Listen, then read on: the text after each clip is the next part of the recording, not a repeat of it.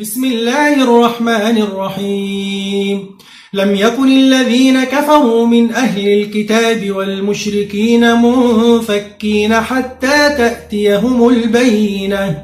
رسول من الله يتلو صحفا مطهرة فيها كتب قيمة وما تفرق الذين أوتوا الكتاب إلا من بعد ما جاءتهم البينة وما أمروا إلا ليعبدوا الله مخلصين له الدين حنفاء ويقيموا الصلاة ويؤتوا الزكاة وذلك دين القيمة إن الذين كفروا من أهل الكتاب والمشركين في نار جهنم خالدين فيها أولئك هم شر البرية إن الذين آمنوا وعملوا الصالحات أولئك هم خير البرية جزاؤهم عند ربهم جنات عدن